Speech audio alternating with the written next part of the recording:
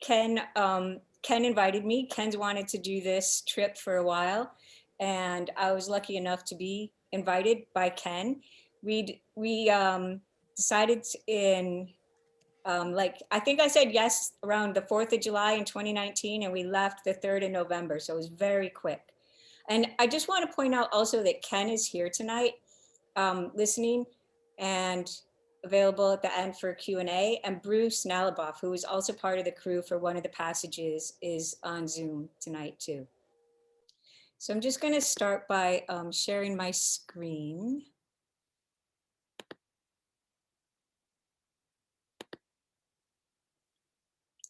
And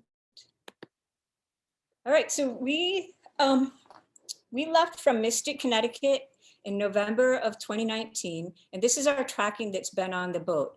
So we went through, we stopped in Bermuda, and then on the way down to the Caribbean, where we went down the island chain as far as St. Lucia, back to the Virgin Islands and Culebra. We stopped in Colombia, through the Panama Canal, and then we crossed the Pacific to French Polynesia. And this is the day that we left. So we left from Mystic, Connecticut. This is Ken's boat. It's a Lagoon 410. Ken has a marine services business, Johnson Marine Services, and he's a surveyor. He's also a delivery captain. And so like he bought this boat, it's 2005. He bought it out of charter, but he's put tons into it. So it's not a typical production lagoon. He's added longitudinal strainers to beef up the hulls. He replaced the plexi windows with polycarbonate. He replaced all the rigging and upsized it, so it's oversized for what it is. He's got airplane grade steering cables in it. There's 2 separately functioning autopilots, many, many, many other updates. So this is the boat that we've been traveling in. And we crossed the Gulf Stream and in the North Atlantic went to Bermuda, which was our first stop.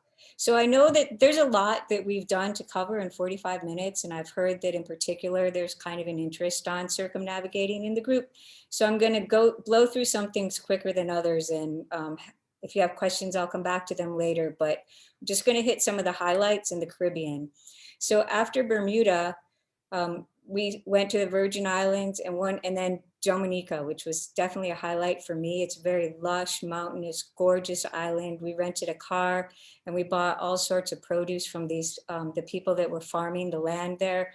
I mean, it was everything. It was like pineapple, orange, grapefruit, banana, potatoes. They gave us leaves to make teas. Just everything grows there. It's really lush and the people are amazing. We stopped also in Martinique, which is one of the French islands, and this is a rock that you come in around. And just for scale, I've got a boat there to give a sense of like what the scale is of that rock, which is pretty huge. The Saints, which is another French island south of Guadeloupe. And then, so when you're traveling in the Caribbean, you're generally on the western side of the islands and the wind comes from the east or the northeast. So you're in the lee of the islands when you're alongside an island. And then when you're in the opening between islands, it's a different sea state, different wind velocity. So this is in the lee of Guadeloupe, which is one of the largest islands in the Caribbean. And you can see it's pretty calm there. But then as soon as you get to where the end of the island and where there's an opening, it's entirely different situation. We also went to Antigua where we ran into Maiden there, which I know a lot of people from WSA toured when it was in LA. And Antigua is a place with a lot of super yachts. I know that right now, like Below Deck is there. One night, taking the dinghy back to the boat, we just kind of like zipped in between some of them and did a little tour of super yacht, the port windows that we could see in from the dinghy.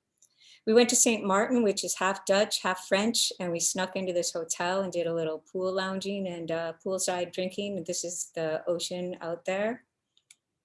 And then also Anegada, which is one of the British Virgin Islands. And I believe it's the only one that's not mountainous. It's a lot more, it's similar to the Bahamas. It's pretty flat, more Anegada. And then I was trying to capture, like the water is so green that sometimes the clouds have the green tint in them. So I was trying to capture that green tint in some of these photos.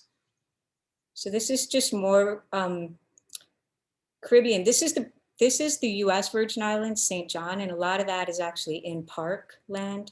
National Park.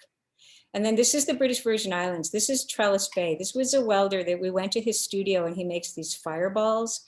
And then on the full moon, there's a party once a month. And they put all sorts of wood in these fireballs along the beach and in the water. And there's music, there's trapeze artists, there's guys on stilts. It's pretty amazing. You can see the full moon up there as well. So this is in Trellis Bay, British Virgin Islands. And then we hauled out there. We hauled out the boat. We've hauled out 3 times so far to date. This is in Virgin Gorda. This was the first haul out. We painted, we did a bottom paint job while we were there. We also stayed on the boat. And while we were painting it on the hard, did 2 coats. Obviously as a catamaran, there's 2 hulls. We did it pretty quickly. We got back in pretty quickly. Then after picking up our crew in the Virgin Islands, we stopped briefly in Culebra. And this is an island, it's Puerto Rico. It's an island off of the bigger island of Puerto Rico, part of Puerto Rico. And then we headed to Colombia. We weren't gonna play this video, which I know is a little bit choppy, but just to get a sense of some of the passages, I would just attach the camera to the boat and just let the camera move with the boat. So we stopped, we weren't planning to go to Colombia, but we did because of weather patterns and sea state. And that is a passage that Bruce, who is here tonight, and he's from Fairwind, one of the boat chiefs there, he was on that passage with us. When we got to Colombia, we had to come around this point. This isn't the exact point, but all of a sudden the wind is blowing like 40 knots. Luckily, Ken was prepared because he'd been there before and he knew, but you kind of just get slammed coming around this point. And here we are coming into Santa Marta, Colombia.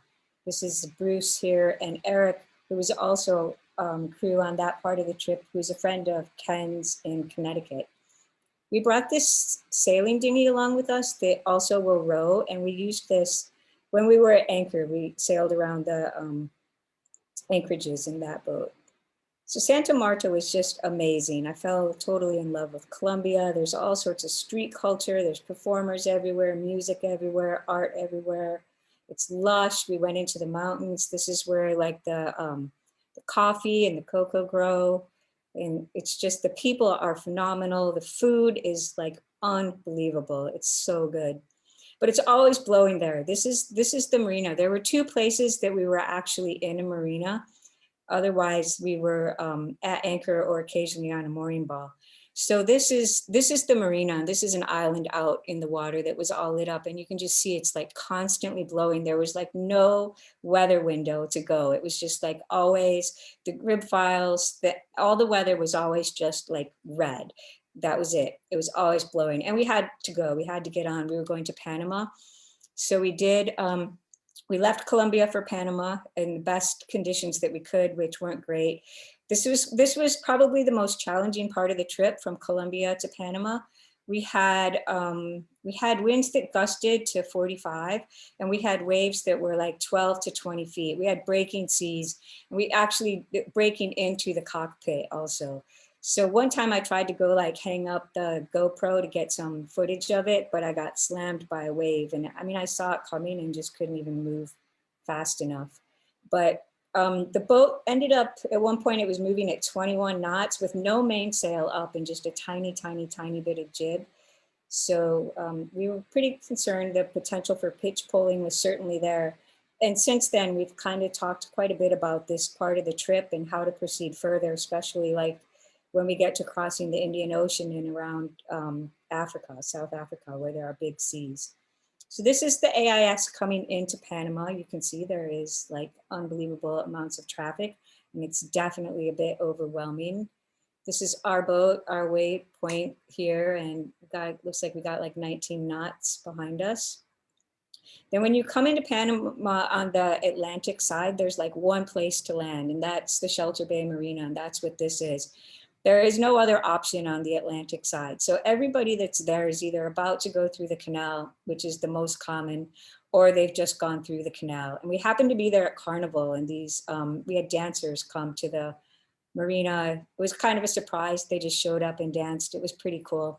So you kind of have to wait there for a while you have to get your boat measured and you have to get like lines and go through all these processes and have an agent who had told us to be prepared to wait for up to 3 weeks, but we only had to wait about 8 days, I think. So we got through there pretty quick.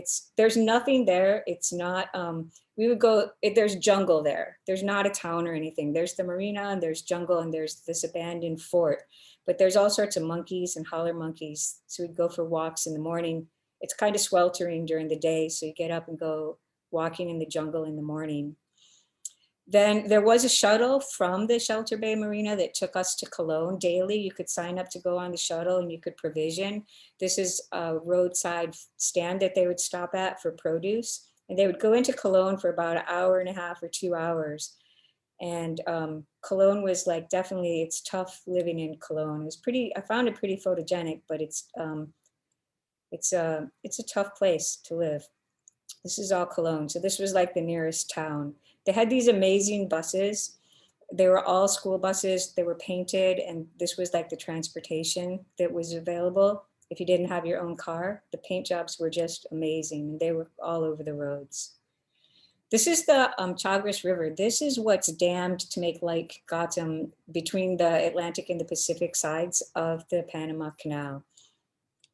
And this is going into the Panama Canal. So you can see the traffic lined up here. We're waiting for our advisor here, and you can see that there's tugboats with some of the cargo ships. Most of them had 2 at this point, you can see.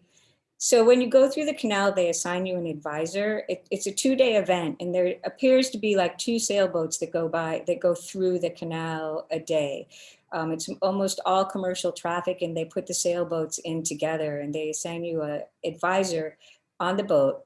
Here's the advisor, our first day. The advisor, we had a different advisor the second day, and that's part of the fee that you pay to go through. They bring you these lines. They give you 4 of these and these big fenders. And then you have to have 4 line handlers, and we had 4 people on the boat total. So you need 4 line handlers and a helms person. So we needed an extra line handler. So we hired this guy, and the line handler does stay on the boat overnight and is on the boat for both days. He's showing us some of his fancy rope work here. Kind of impressive. There's our line handler. So when you're going through from the Atlantic to the Pacific, you go up first, and you go through 3 locks to get to Gatun Lake. And so this is the first lock. So we're going to pull in. We're going to be behind this boat. We're going to be going through at the same time as this cargo ship, and these doors are going to close behind us, and the water's going to rise. We were tied to this tugboat here. Here's the doors that actually close behind you for the water to rise. And here's Bruce throwing a line to the tug that we were tied to as we went through. You can see the tug is tied up here. So there's some cleats up there. Threw in an extra picture of Bruce. And behind us, there was this tiki boat that the second day we went through with them. We were tied together with them. But the first day, so there was that blue cargo ship, us in the tugboat, and these guys. And this is, we all went through together. And these are the doors closing behind us. So the cars along the side have lines attached to the cargo ships. And then you can see here now the water's risen. This is the tug that we're tied to. And this is the car that's going to move along to help this boat as it exits. So there were 3 of those the first day, and then you wait in Gatun Lake overnight. And you can't just go like anchor wherever you want or anything. You have to go, they tell you like here, you have to go to this particular mooring buoy thing and tie up with this red boat that we were going to go through with the next day. And the next day, a different advisor came, and they delivered the advisor to your boat. And so then we went through Gatun Lake the next day, and it's amazing. There's just so much traffic. The boats are huge. I'm pretty sure this is Panamax, but I'm not 100% positive. These obviously all fit on semi trucks, and we had to wait. We were just waiting here on a mooring also because the boat that was coming with us, the red tiki boat, they were having engine problems and they weren't able to keep up, and we were going to be going through with them. So we were kind of just waiting here and watching the traffic go by just from the boat. And you can see, I'm going to speed it up a little bit. Then a tanker starts coming through too. And they both kind of pass each other. And as they get towards the stern, you can see that they each have Canal Authority boats behind them. And then behind them, there comes this like tourism boat to go through the canal. So I was fascinated by all the commerce that was going through there and the scale of the boats in there. So the next day, all of our locks were bringing us down. We had to go down to get to the Pacific side. Here we are tied to that boat. This is a cargo carrier here, and I have some pictures of it coming up that help put it in perspective for scale. So we're starting with the water raised. The water's going to be lowered and the doors are going to open. Because we're not tied to a tug, we do need to be tied here to, and we had line handlers on shore. They don't use the big cars for sailboats. So our line handlers, when the water is high, obviously the line's attached to our cleats, there's more line out, and as the water lowers, we're pulling line in, or when it was the opposite when the water was rising on the other side. So these doors are going to open, and we've lowered. This is that cargo ship, or the car carrier ship. It's just amazingly huge. And this is for scale. Here's some people, and here's the cars that were attached to it and the lines that are attached to the car there. We went through most of the locks the second day next to that boat. And then here's where they offload it. And our advisor actually happened to have spent like a dozen years or something on those boats, traveling the world on them. So he told us lots of stories. So after we go through the canal the second day, we went around a peninsula and we came to this mooring field, or anchorage. We dropped our anchor right pretty much at dark. We finished anchoring right when it got dark. This is Panama City behind us here. We only stayed here one night. We found a better place, but we did spend some time in Panama City also. So here's just a couple pictures from Panama City, which was gorgeous. This is the Palace Police, which I think is like far more GQ than our US police. So this is where we moved to. We moved to moorings here, and they made us tied up to 2 moorings. You can see there's 2 right there. So we're on the boat here.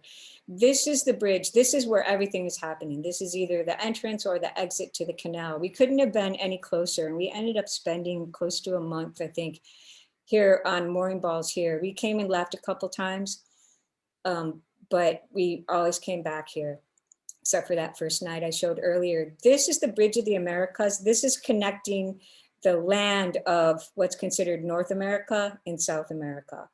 So, and like I said, everything goes through there. That's it. And so one night I was actually asleep. It was early morning and I heard clang, clang, clang, clang, clang, clang. And I'm like, what is that sound? And I look out the porthole at the same time, 5 short blasts. And here's this yacht carrier like about to run into us. Here we are on the boat. This is that Bridge of the Americas. We quickly start up the engines. We're like ready to get out of there if we need to, but the Canal Authority did show up quickly. You can see that this yacht carrier's got 1 anchor down and it's dropping the second anchor. And that eventually, I think there were like a half a dozen Canal Authority tugs there to turn it around. I looked on the AIS because we had started the engines and it actually said not under command. And it looked like it was a couple hundred feet from us at the time.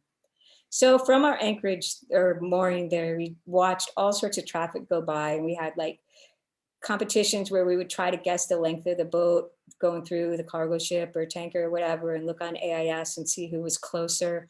So the pilots got on the boats further out, but the line handlers got on while the boats were moving. So this Canal Authority boat and this cargo ship are both moving.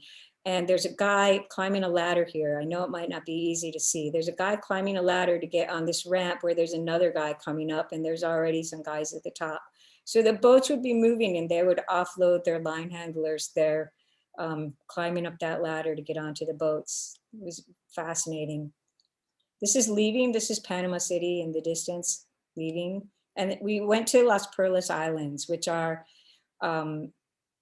remote and wild and undeveloped and just amazingly beautiful.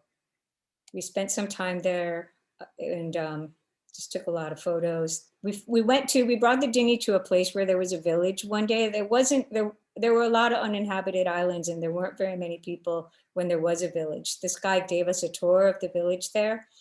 I think there were something like 20 people in that village and one of them was the cop. And this is his gym. He's like working out on this equipment here. This was their generator that they turned on every night at like 10 o'clock for a couple hours. So the village got their power through this generator. And this is Painkiller at Anchor out there. This is in Las Perlas.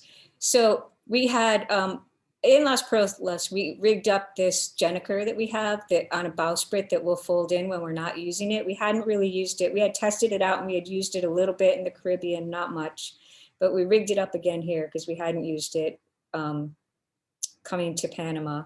Oh, and we also launched the sailing dinghy. We launched the sailing dinghy as often as we could. We were actually able to row it here as well. It's a Dire Dink. It's about, I think it's 9 or 10 feet. So we did go back to Panama and now here we are crossing the Pacific. So we, this was like the intertropical convergence zone, or what's commonly called the doldrums. It wasn't really all that bad, but it's pretty quiet here when you're close to the equator. And sailing along with the Gennaker there. It's an amazing sail to sail from Panama across the Pacific. You've got current with you, the wind is behind you, and it's blissful. You're just blissed out the whole time. We were wing and wing most of the time, or a lot of the time we were wing and wing. And we did not go to the Galapagos, but they were also closed. We weren't planning to go there, but we couldn't have because COVID had hit and the Galapagos were closed even before we left Panama. So we sailed north of the Galapagos and there we had these boobies ride with us at night. I think for like 4 or 5 nights, we had boobies ride all night on the boat. And then we'd have a couple during the day. Like this one's just riding on the furling line for the Gennaker. They'd just be there all night. They did leave like big poop on the deck and whatnot, but it was pretty cool. So we took a northern route. The typical route is south of the Galapagos. And if you read like world cruising guides and whatnot, that's usually there's more wind there. But we took a northern route, which is not the norm, and it really worked out well for us. We crossed the equator here, 00000. I didn't quite get all zeros, but you can see at about 97.5 degrees west. And you can see there's not much wind. We're not really moving all that fast at this time. So this is a very typical, this is it. This is like crossing the Pacific. This is the look. This is what you see. It took us 27 days. There's these trade wind clouds. You've got, I don't know, I think somewhere, it would range like maybe as low as 8 or 9 knots sometimes, up to like in the mid 20s sometimes, but it's just beautiful. It's peaceful. It's the current brings you along. One of the things that was like kind of interesting for me is that in the northern hemisphere, obviously in southern and northern hemisphere both, the sun rises in the east, sets in the west, same with the moon. But in the northern hemisphere, it goes through the south. So the sun, we're used to the sun, the moon moving clockwise, but it actually goes through the north in the southern hemisphere. So there were nights, it was so disorienting to me, especially at night. Somehow the moon made it more disorienting that I always thought the moon was supposed to be on the other side of the boat, but it actually moves through the sky counterclockwise. So this is more just crossing the Pacific. So on the boat, I was the weather router. I got the weather, was the weather router and the navigator. And I was a little bit, we went more north than anybody. Like everybody that you meet in Panama is doing the same trip. And then you start maybe like communicating with them when you're going across on their in reach or something. In the end, we stayed more north than anybody and it paid off for us really well. Even after we crossed the equator, we stayed north for a very, very, very long time. So then when the wind got lighter and we were going down to the Marquesas, had a much better angle on the wind. And Ken was the fisherman. Here he is catching a fish. I am not a good fisher person at all. And also like a lot of times if there's just 2 people on the boat, it would take him a while to bring a fish in, and you have to be careful it doesn't go into the prop or under the rudders or everything. So I would often drive the boat and just do exactly what he told me to do, because I don't really know what you're supposed to do for a fish. But he had to keep the fish at a certain angle to the boat, and it would take a while to bring a fish like that in. And sometimes, and we didn't have time obviously to take sails down or anything. So sometimes we'd even actually have to like start both engines and put it in reverse while we're sailing to slow the boat down to be able to bring fish in. This is our first sighting of land after 27 days in the Marquesas. By now, French Polynesia had closed and their maritime borders were closed, all their borders were closed. But since we had already left, we were able to apply to their Department of Maritime Affairs and their equivalent of the Coast Guard, their joint rescue. And you were supposed to go straight to Tahiti, but you could ask for permission to stop in the Marquesas for the purpose of refueling or reprovisioning only. So we did ask for that permission, and we were granted 4 days. We had to stop in Nuka Hiva. This is Nuka Hiva. And we had to be in one particular anchorage in Nuka Hiva. So we knew we weren't going to be able to get off the boat. One person was going to be allowed to go to the store to provision. And we couldn't even clean the bottom or anything, which by now, after 27 days, had quite a bit of growth because we couldn't go in the water. So we stopped here and threw a fender off, put hove to, and did a little bit of swimming before we actually came in. And then we came in. This is the harbor where we came in. So we were basically the last boat to leave Panama because officially Panama was closed when we left, but French Polynesia was still open. So nobody left Panama after us. And if you were coming from Mexico, it's a faster sail. It's not as much distance. So all these boats were in the same situation. This is who crossed the Pacific last year. This was the only place you could stop. This was it. Some of them, because they had been there longer than us, had permission to stay longer. By the time we got there, we had 4 days. They gave us 4 days, but then there was no wind. So an agent arranged for the people that were supposed to leave when there was no wind to be able to stay a couple extra days till the wind filled in. They made us go straight to Tahiti. We weren't allowed to stop anywhere, which was another 800 miles. So it was about 4,200 miles on the rum line from Panama to here, to Nuka Hiva. And then we were granted 4 days, stayed a couple extra days, and then we were forced to go straight to Tahiti. We weren't allowed to stop anywhere. So here we are sailing to Tahiti, and we had to go through the Tuamotus. We weren't allowed to stop there, but this is one of the island groups. It's very hard to see this, but these are atolls that are very low lying, and they're called the Dangerous Archipelago. And that's because they're really easy to run into, not see. Some people actually take a route a little more north to avoid going through them. We did go through a couple of them, but they weren't really tight passages. We routed to where we had more space going through them. But it's a pretty risky area. You can see them here too. And we're not like that far from them. It's not like they look small because we're far away from them. That's like what they look like. There's these atolls out in the middle of the ocean. So here we are sailing to Tahiti and seeing Moorea for the first time when we were coming in. Tahiti's over here, that's Moorea. We all had to go to the same anchorage in Tahiti. We had to go there. So this is our view of Moorea from that anchorage. And it's sunset, and here it is during the daytime. So this was the anchorage that we were in confinement in here, and same with everybody else.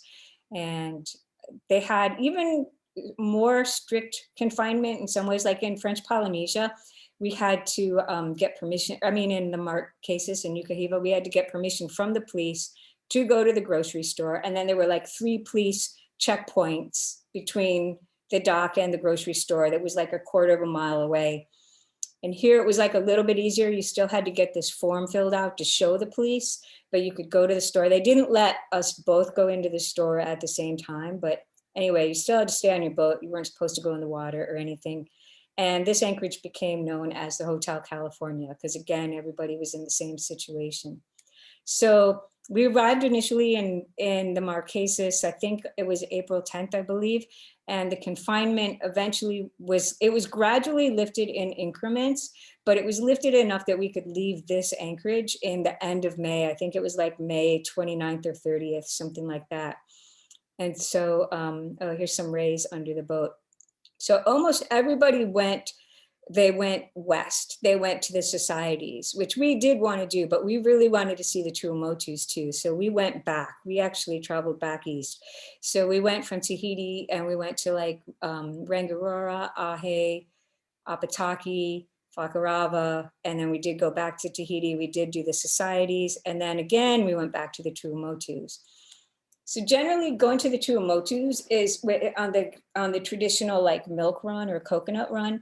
You go to the Tuamotus, you're like more or less there in like May or whatever. We ended up being there, and then you're in the societies by June. But we ended up in the Tuamotus maybe June, July, August, September, and October, minus a few weeks when we did the society. So we were there at like not the time that you usually go, which matters quite a bit for weather. And we'll talk about that a little bit more in a minute. But this is approaching our first Tuamotu that we were going into. This is the second largest atoll in the world. It's 100 miles around Rangiroa, and the largest one is in the Indian Ocean. So we did a day trip. This is like a typical scene in the Tuamotus. Motus are these little islands that form a ring to make the atoll. And Rangiroa has 415 or 450, I think, motus that make Rangiroa. And there's a lagoon inside.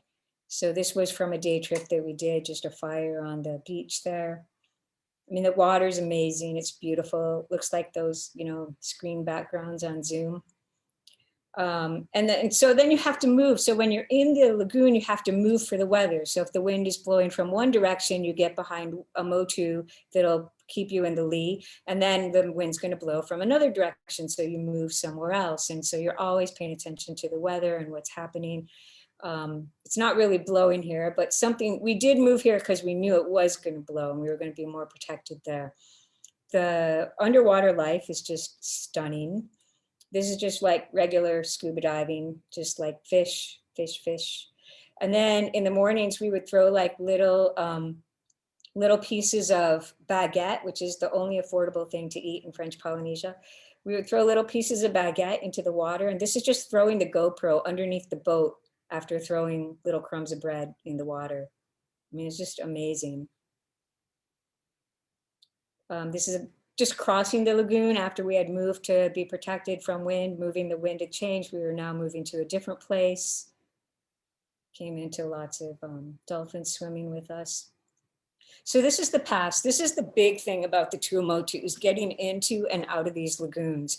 So this is an example. This is a pass. So the wisdom is, what you're supposed to do is you're supposed to figure out when is slack tide and go when it's slack tide. But figuring that out is nearly impossible, and some of them don't even have slack tide. So there'll be like 3 different tide. Some of the motus have no pass. There's no way to get into them at all, no way. Some of them have a pass, but a sailboat can't get into them. Like a little fishing boat can get in, but not a sailboat. Some of them have 1 pass. Larger ones have 2 passes. So all the water from the lagoon is going out of these passes or in. And so you're supposed to go when it's high tide, but like there might be a tide table for a lagoon that doesn't even have a pass. And then there's a different tide table for another lagoon that's like not even close to that tide table, but it's close geographically. And like this atoll, like might not even have a tide table, but this one has 2 passes. So there's no way you can like really find out the information. So we spent a bunch of time studying them. And then they'll say like, if it's facing this direction, go when it's coming or going. If the wind has been blowing more than 20 knots, don't go when it's facing that direction or whatever. There's all these truisms or whatever you're supposed to figure out. So we were actually just really fascinated by the passes and spent a lot of time watching them just because they're mesmerizing and learning and figuring out when to go in and out. And you also want to go when like the sun is behind you, not in your eyes. And there's very strong current. Here's some video of this one. I know it's a little choppy, but also I noticed when I was previewing this before starting, I saw dolphins jumping over in this corner that I hadn't noticed were part of their one, just jumped there. The dolphins love these.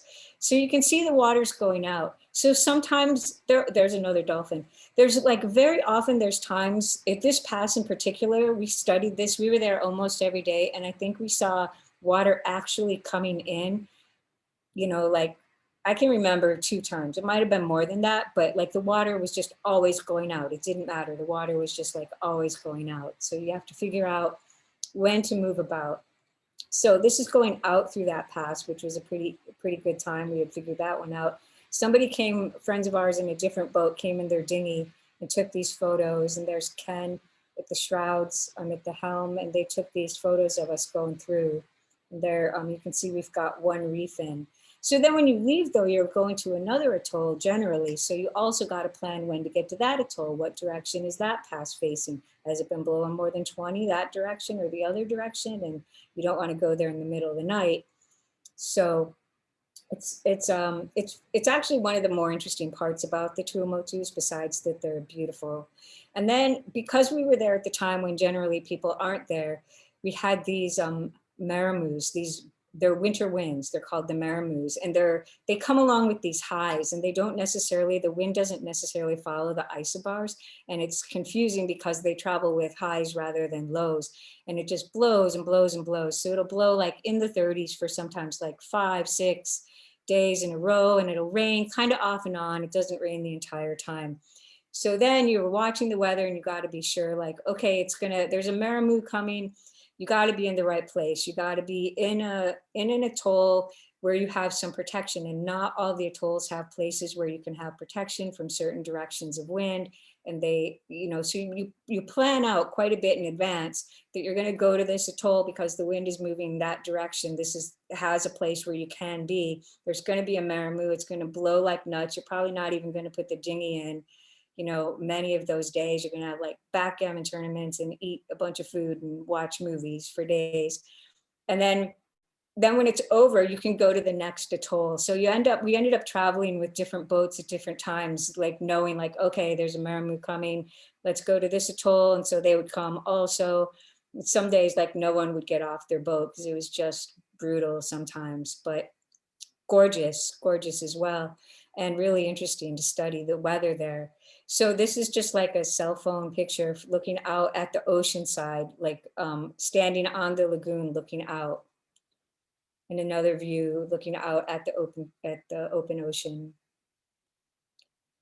So, and then there's like amazingly beautiful times in between these maramus. And this is time we're just like having a bonfire on the water. And then the other thing that happens in the Tuamotus is there's these coral heads everywhere. So when you're anchoring, you have to like not be caught on these coral heads, which can be really challenging. So again, the sun, the light makes a big difference. And you do this thing where you float your chain, and I put a picture of that in there. So you like anchor, but then you put these buoys on from the pearl farms that you get, and you float the chain up like this. Sometimes we even had 3 on, mostly we had 2, but sometimes you had 3 on so that you weren't caught on the coral heads. But even though we did that, we did get caught on coral heads, and we actually blew out the motor on the windlass. We had to replace that, trying to get off one. You just like, it's very hard. The wind blows you around them. You don't always know that they're there, or you drop the anchor in what is sand, but by the time you go back, it's not in sand anymore. So here's some beautiful water in Apataki and Ken in the sailing dinghy. And then we did the societies. So we did the Tahiti Moorea Rendezvous, which is a regatta that happens yearly, but was canceled and then rescheduled like 3 different times because of COVID. And this is from their website. They took this picture of us coming in. It's usually a bigger event than it was. There was only, I think they said 40 people this year because very many boats never made it across this year. And they introduced us to all sorts of Polynesian culture. It was a 3-day event, and they had fire dances at night and dances during the day, and they fed us this amazing food. They showed us all sorts of like sports things, and we raced in the va'a'as, and it was an introduction to Polynesian culture. It was just beautiful. And this is where we were anchored. This is just like all the stuff was happening there. You can see the roof of the building. That was our anchorage while we were there for the Tahiti Moorea Regatta. This is Moorea. So the Society Islands are like where people go to vacation. The Tuamotus are really remote. They're very wild. people definitely travel to the societies. These are places that you would fly in and then go and be able to have like a place to stay and some fine food and travel by inter-island hopping on planes. So we did the societies. We actually kind of did them relatively quickly and spent more time in the Tuamotus.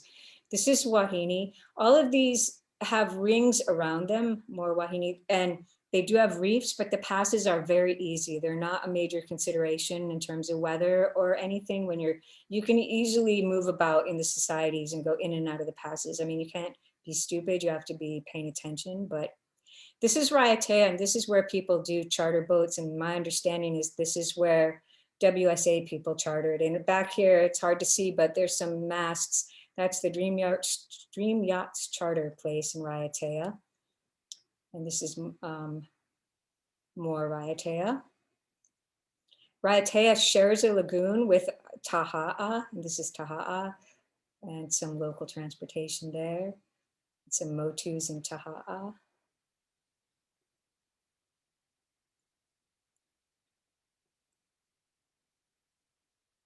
So this is Taha'a looking at Bora Bora. So this is Bora Bora here. Bora Bora is to the west of Taha'a, and this is Bora Bora. So we did sail to Bora Bora, and we went all the way around, all the way that's allowed, that's possible to go around. Some of it's a little bit challenging to get to, but we did. And there's the classic Bora Bora postcard picture. Beautiful. I mean, everything about it is really beautiful, but there's nothing else to say. Then we went back to Apataki, and that's where the boat is right now. So this is the pass into Apataki. And there's 3 pictures in a row, and they're all taken like bam, bam, bam, right after each other coming through the pass. So you can see there's also in this pass, there's pearl farming going on. That's how people make their living, by farming pearls. Tahitian pearls are pretty famous. And this is the same. I just moved on the boat to a different position as we were going through the pass to take this photo, and then another. So this is the lagoon side. We're coming from the ocean, open ocean, into the lagoon and through the pass there. So you can see it's pretty, there's a lot to these passes. Makes them pretty fascinating to watch, to think about, to figure out when to move through them, how to move through them, where to be. And this is where the boat is right now. This is the yard in Apataki. This is the family that has the yard. They live on that motu. There's not a village or anything on the motu, just the family that lives there. And this is a very typical, this is a house in the Tuamotus. They pretty much all different colors, but this is the norm. So this is hauling the boat in the Tuamotus. So you can see all these coral heads. This is in Apataki. That's me on the bow, Ken's driving. And this is one of the guys, Tony, flagging us in, and the other guy in the water there. They're guiding us in, telling us how to get in there. And you can see there's somebody in the water there. They're gonna jump on the boat and they're gonna tie the boat up to these coral heads. That's what's keeping the boat in place, because the wind is beam. So we had to wait. Actually, we were supposed to be hauled. I don't know, we waited many days to be hauled. I forget the exact number, but the wind was way too strong to haul. And so finally it had calmed down enough. In fact, we were gonna have to leave and leave them to haul it the way that it was going. But luckily at the last day, we were able to haul it while we were there. So this is a little bit of video. So what happens is they line it up in the water. Everybody's in the water, and they bring this trailer down underneath it, and they line the trailer pads up, this backhoe here, in the water. Everybody's in the water, and this is all like one family that lives on this motu. So it's like the 3 generations. The father's driving the backhoe, and the son's in the water, and there's a grandmother as well. And then they take the boat out of the water by just backing up the backhoe. So here's Painkiller coming out of the water. It's a lot different than how they do it in LA. And there she is. So now we're in Apataki, and we've got to get back to the US. And this is Painkiller in the background there in Apataki, and you can see the sail behind. There's the dinghy there. So this is before we hauled her. I took this photo. And there's no airport on Apataki. There is an airport on Aratua, which is another atoll, which is probably the closest atoll. But there's no, a sailboat can't get in the pass to Aratua. So we have to get to Aratua, and this is our way there. So Alfred is going to drive us in this boat 2.5 hours in the open ocean in this boat. We're going to go through this lagoon. We're going to be out in the open Pacific, go to another atoll through their lagoon to get to the nearest possible airport. You can see there's no shelter, nothing to hang on to, nothing. So we figured out a way where we could just press our backs against each other and be fairly comfortable on the way over. And then when you get to the airport, it's not accessible by car. So here's Alfred, here's our boat. We cross 4 boats. He's 4 boats out. We cross through all these other boats with our luggage to get to the airport. Here's just a beautiful airport picture here. And then we took a prop plane that stopped at multiple atolls before going to Tahiti. So it's a really nice kind of view of the atolls from the sky. So it stopped, we were in Aratua, it went to Ahe, Manahai, and I think somewhere else that I'm not remembering. So it gives you a sense of what they look like. The sky view is pretty amazing, the aerial view. This is obviously the ocean side, and now here we're going into the lagoon. You also get a sense of these coral heads that you got to figure out that you don't want to bottom out on, you don't want to run aground, and you also don't want to get your anchor caught on them. So it really makes sense why they're called the dangerous atolls. And this next one, this is, when I play this, I'm going to turn the sound on because we're coming into Tahiti. This is Tahiti here. And the flight attendant is actually speaking in Polynesian, preparing everybody for the landing. And the language is just like so beautiful. So I'm just going to play a couple of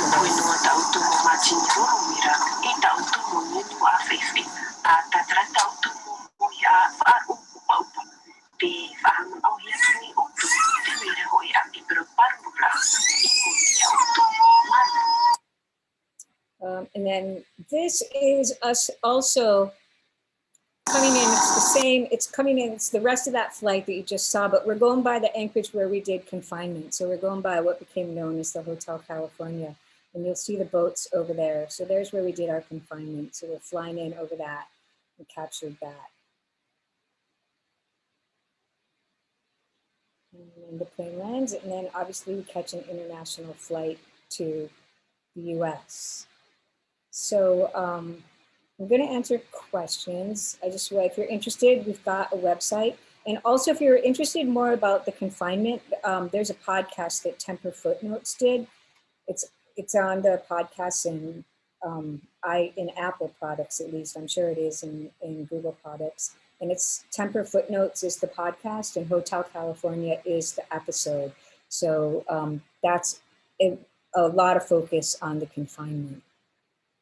I'm going to stop sharing and available for questions. Thank you so much, Julie. That was fabulous. So what we're going to do now. I can't hear anyone. I don't know if you guys can hear me. Oh, can you hear me? Can you hear me, Julie? I don't know what to do. I can't hear you, but I can see you talking. We can hear you, Wendy. Okay, as long as everybody else can hear me. Your sound and on your computer.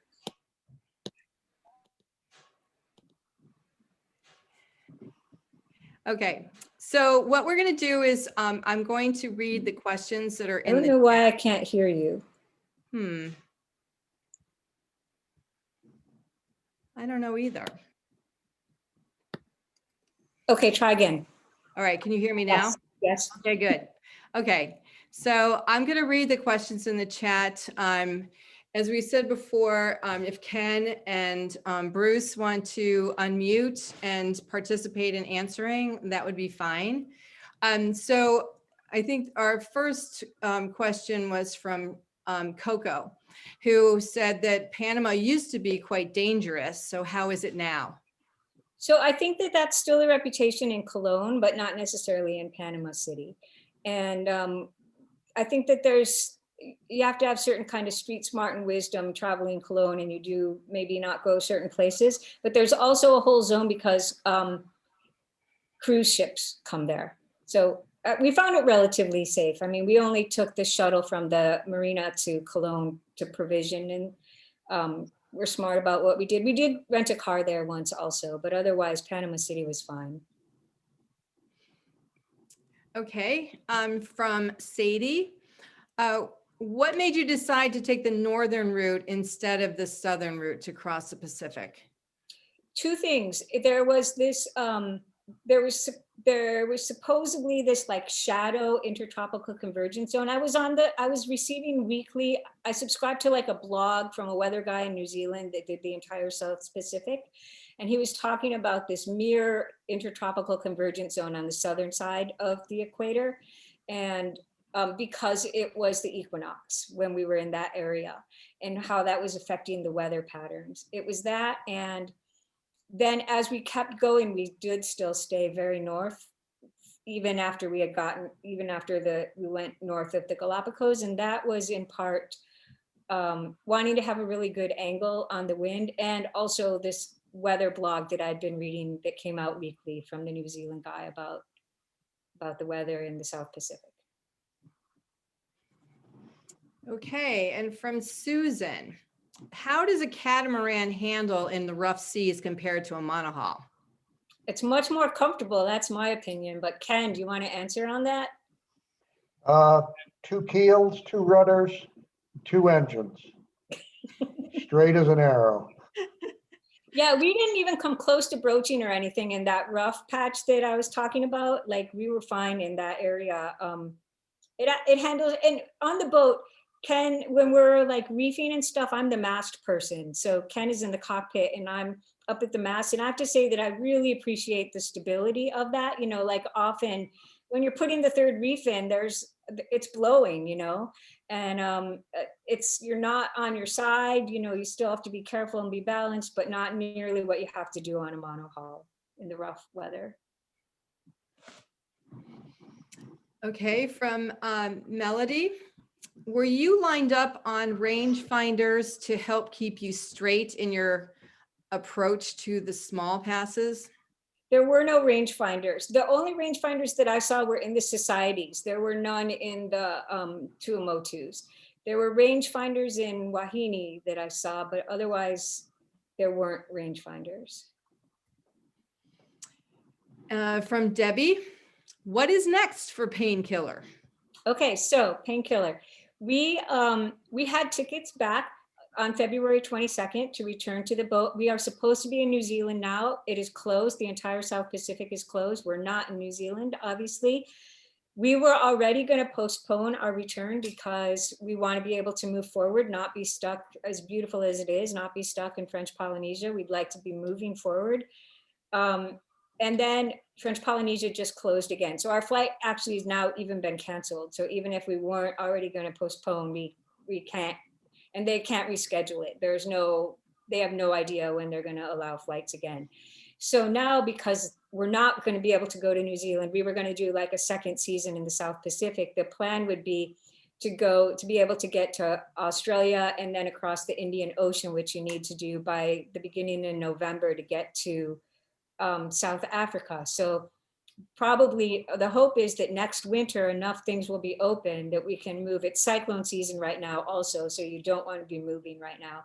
So we could hopefully be able to stop, particularly in Tonga and Papua New Guinea, which we want to spend time in both of those places. We're hoping they open. We're hoping we get vaccines, and that next year at this time, we're back in French Polynesia, getting the boat ready for cyclone season to end, hit those places, get to Australia by September, and cross the Indian Ocean by November. That's the plan. From Sadie, did you have any restrictions after your confinement, or were you pretty much free to travel everywhere? We were free to travel within French Polynesia. The confinement was lifted kind of gradually. Like there were things in there, like there was no alcohol for sale. And eventually like that got lifted. There was like, eventually like we still couldn't leave the anchorage, but we could go in the water. Like at one point it appeared that we could go to Moorea, but nowhere else. So it was all gradual, but when it did get lifted, the maritime borders are still closed. They've never opened because there's too many boats there. Now everybody is stuck there. Everyone's in the same position that we're in. We luckily had a long stay visa, so we're okay, but other people have had to only be there 3 months and got sent home or, left their boat, whatever. We did have long stay visas, which was a saving grace. But, so the maritime borders remain closed, but there are no other restrictions within French Polynesia. Okay, from Kathleen, she wants to know how your relationships were for spending so much time together. And if you want to answer, how did you handle conflict? I wish I could see Ken's score better. You know, We played, we played backgammon and I got whooped. Yeah, I am the better backgammon player. It's hard, there's definitely challenges. You spend a lot of time and like, a lot of that time we couldn't get off the boat, but we made it work. It was, I don't know, like if we can really answer exactly how we handled it. I don't know if we always handled it a certain way or anything, but we're still talking to each other. And do you want to add anything to this? There are no options. You have to get along. There you go. I think it's a very good sign that you're talking to each other still.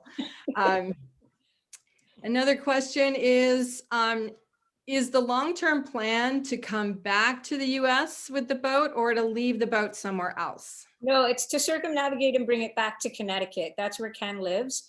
And he would like to bring it back home. Okay, well, it's amazing that we finished just at 7:30. Oh, good. So I want to thank you, Julie, Ken, and Bruce for joining us tonight and telling us about your adventure of the lockdown and COVID when you're trying to circumnavigate. We just had a chat, said if you need some crew, you could probably recruit some from WSA. And for our members, thank you very much for showing up. This was one of our biggest attendance. And I'm going to say good evening. And it's very late for Julie. She's on the East Coast. So we do want to let her go and get some sleep. So thank you all for coming. Well, thank you guys for having me. Like as a member of WSA, I would always go to the talks and I really appreciate being invited. Thank you. Thank you. Thanks. Night. Good night. All right, good night. Thanks, Jules. That was amazing. Thank you. Bye. Thank you so much. Thank you. Great presentation. Thank you. Thank you. Thanks. Hey, Bill. I'm trying to see who's on. Hey, Jen. On mute long enough to say thanks. Good job. We'll see you soon. We'll see you. Good to see you here. I'm still looking at who's here. Unmute. Okay. Good to see you, Jules. Wait, who said that? I missed that. Stu under Peggy. Oh, hey, Stu. Good to see you. Yeah. I don't see you, but good to see you. Oh, well, good to hear me. That's us. That's who's there. Good to hear me. I don't think your camera's on. Oh. Oh, well. Don't think, what? I don't think the camera's on. Oh, your camera's not on. Mine is. Yeah, I was talking to Peggy. I'm not sure. Oh, wait, here Right, we 'cause go. Peggy's Here. watching, so. Oh. Hey, I haven't seen you for a long time. There's Stu. Hi. hey, Stu. Okay, so I'm going to end this meeting in a couple of minutes. I did want Julie to be able to say hi to the people that she knows here since she's not in Los Angeles right now. So thank you again. I hope it's not too late for you over there. No, it's fine. Thank you. What happened? Oh. Just ask a question because I couldn't figure out how to put it in before. Why couldn't you go in the water for a while? I mean, that was their restriction. That was the restriction in French Polynesia. Do you know why? At least one of the speculation pieces was that They couldn't go in the water, like the residents, the local people couldn't go in the water. They couldn't go for a swim. So if they're looking out at us in the harbor, swimming around on boats or whatever, it might look like we're just having this great time when they're stuck, not able to use the lagoon or the water. That was a speculation. I don't really know if that was the real. We couldn't go in the water here for a while too, which was, so, Yeah. Well, we got enough water eventually. Hey, Okay, Jules. I'm going to end the evening. Okay, I just want to say a quick hi to Jules. I was looking at pictures from Wow back when you were on my crew and from the Baja Ha Ha. And look how long your hair is. Oh my gosh, I have you not cut it in like 4 years. I don't know. It's just easier because I had to cut it myself. So it's easier to just not cut it. Well, you look fantastic. Thank you. Yeah, Good to see you. I agree with Barbara. The hair looks great. Oh, So, thanks, Jen. yeah. Great to see you. Yeah, good to see you.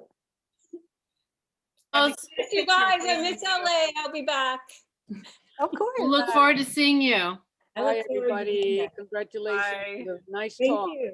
Very Thank you. interesting. Brought memories of Tahiti when we were there. I know you guys went. Yeah. Yeah. Say goodbye. All right. All right. Good night. How long? Thank Hey, you. one Thank question. you. Shirley, what? One question. Okay. One question. Okay. Okay, one Was- question, Hans. How long, when were you in Shelter Bay Marina? And was it full service, the little store, the hotel, and et cetera? There was no hotel full service. There was it's a marina, just there's a pool. There's a pool. We were there, I think we only ended up being there 8 days. We were prepared to be there much longer, but we were only there, we got through pretty quickly. Was the restaurant open? There is was the a bar, restaurant there open? was a bar restaurant. Yes, that was open, yes. Okay, All right, this was really it. I do. all right. Hello. Good night. Bye.